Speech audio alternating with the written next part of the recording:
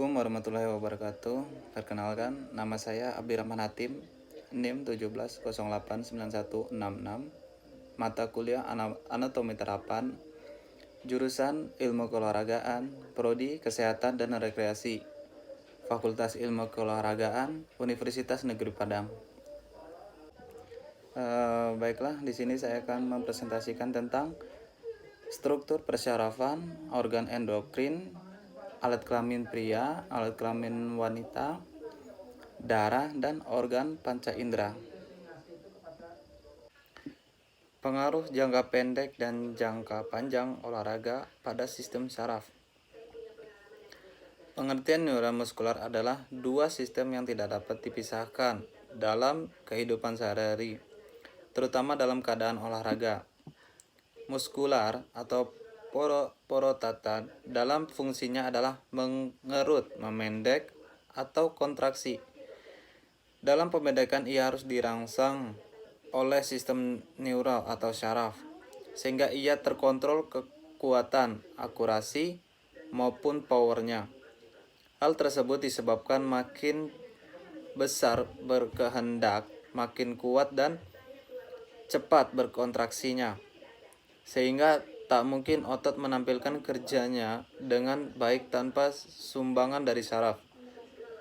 Setiap sel otot dilayani oleh satu syaraf, sehingga pengaruh latihan terhadap perubahan neuromuskular adalah latihan dapat membesarkan myofilamen dengan latihan kekuatan. Latihan dapat mempercepatkan sliding filamen, kontraksi relaksasi. Latihan dapat mempertinggi cadangan glikogen karena pada latihan banyak menggunakan glikogen. Meningkatkan responsibilitas otot terhadap rangsangan. Meningkatkan kemampuan motorik, kekuatan, dan daya tahan otot. Proses yang sering berhubungan dengan olahraga ialah motor control, ialah proses reaksi. Kalau disederhanakan, proses tersebut adalah proses penerimaan rangsangan yang umum di luar. Proses yang ada di otak, baik proses mengingat, short term, dan long term. Kemudian perintah atau motor yang rangsangannya diteruskan ke otot sering lintang atau disebut lurik. Reaksi tersebut biasa dilatihkan. Kalau sangat terlatih, akan disebut dengan automatisasi, seolah-olah tak dipikirkan lagi. Sebenarnya ada proses berpikir, hanya waktu proses yang terjadi sangat cepat. Baiklah, selanjutnya yaitu adaptasi akibat berolahraga pada sistem endokrin. Sistem saraf dan sistem endokrin adalah merupakan dua sistem yang berperan besar terhadap respon dan adaptasi.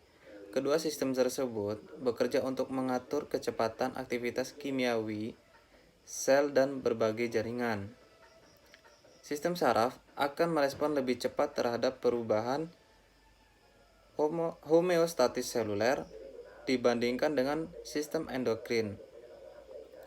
Walaupun sistem endokrin merespon lebih lambat, seringkali lebih besar dan lebih lama. Sebab efek pengaturan endokrin dan efek pengaturan endokrin pada fungsi sel sangat luas. Diperkirakan perubahan fungsi endokrin inilah yang bertanggung jawab terhadap berbagai respon dan adaptasi fisiologis terhadap pelatihan olahraga. Mekanisme aksi endokrin biasanya terbentuk tiga, yaitu yang pertama, perubahan kecepatan sintesis enzim protein, dan kedua, perubahan kecepatan sintesis molekul.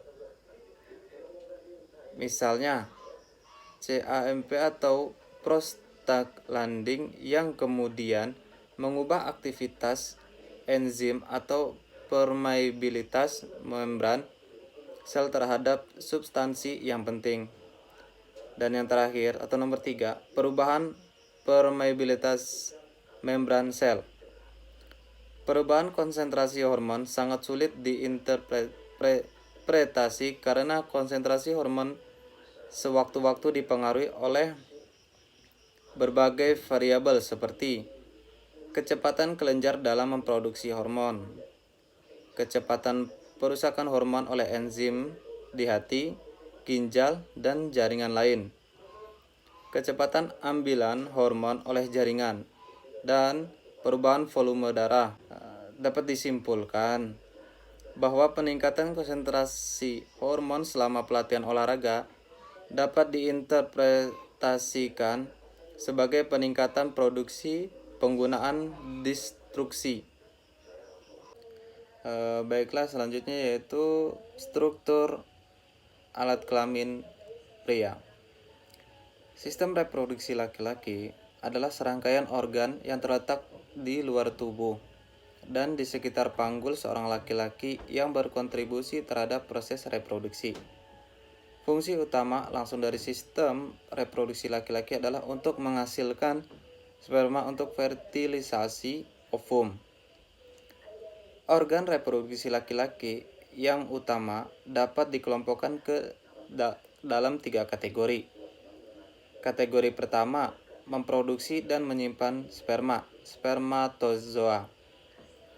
Hal ini diproduksi di testis, yang disampaikan di skrotum yang dapat mengatur suhu. Sperma yang belum matang kemudian berjalan ke epidimis untuk pengembangan dan penyimpanan.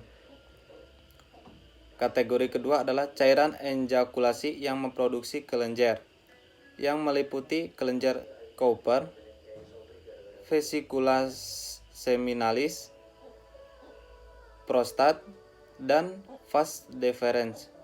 Kategori terakhir adalah bagian yang digunakan untuk kopulasi dan deposisi sperma dalam wanita. Bagian yang termasuk di dalamnya adalah penis, uretra, dan vas deferens. Karakteristik seksual sekunder utama mencakup tubuh lebih besar dan berotot, suara menjadi keras, tumbuh rambut di wajah dan tubuh, bahu menjadi lebar, dan tumbuhnya jakun. Hormon seksual laki-laki yang terpenting adalah endogren, terutama testosteron. Testis memproduksi hormon yang mengontrol perkembangan sperma.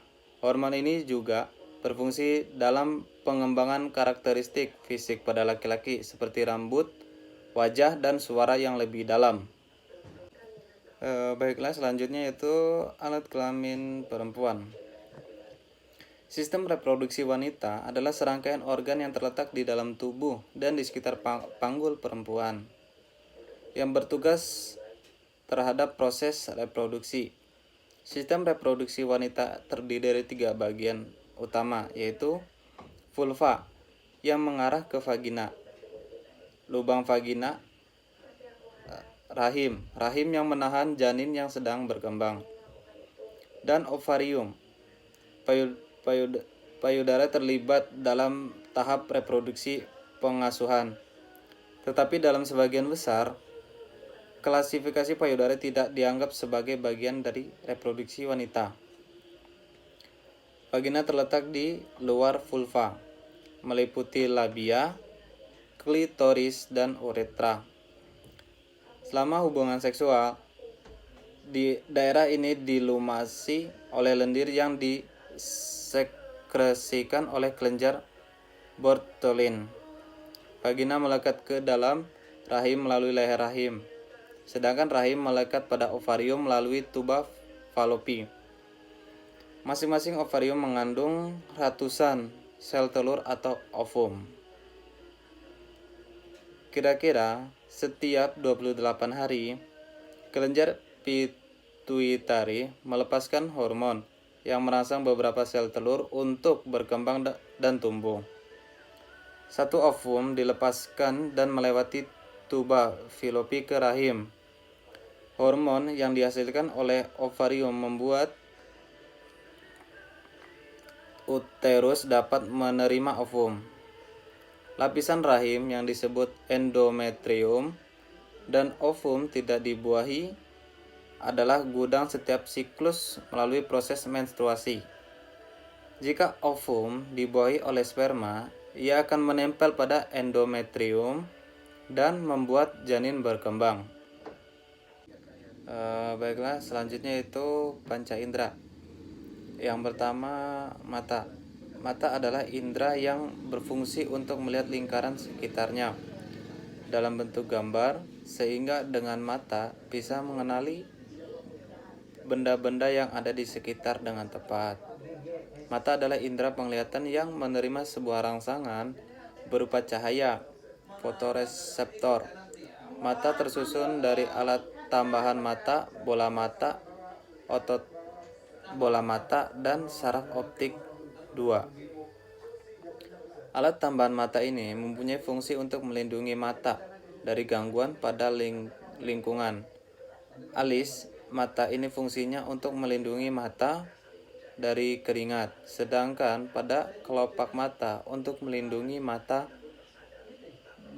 dari benturan, dan pada bulu mata berfungsi untuk melindungi mata dari cahaya yang kuat atau debuan atau kotoran. Selanjutnya yaitu telinga. Telinga manusia terdiri dari 3 bagian, yaitu telinga luar, telinga tengah, dan yang terakhir telinga bagian dalam. Telinga luar.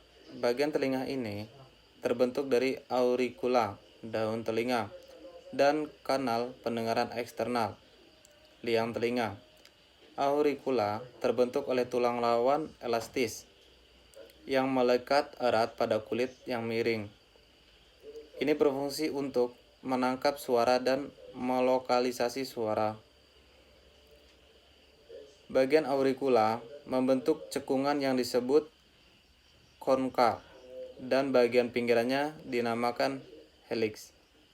Bagian daun telinga terdiri dari helix, spiral, antihelix, fossa scaphoid, fossa segitiga, crura antihelix, antitragus, lobule, yang terakhir tragus. Telinga tengah. Fungsi telinga bagian ini menghantarkan suara yang telah dikumpulkan auricula ke telinga bagian dalam. Bagian telinga ini memanjang dari rongga ke membran timpani ke jendela oval yang terdiri dari tulang malleus, incus, dan stapes, dan banyak dinding yang rumit. Misalnya dinding lateral, dinding medial, dinding tegmental, dan dinding jugularis. Telinga bagian dalam. Bagian telinga ini disebut dengan rongga labirin yang berfungsi membantu keseimbangan dan menyalurkan suara ke sistem saraf pusat.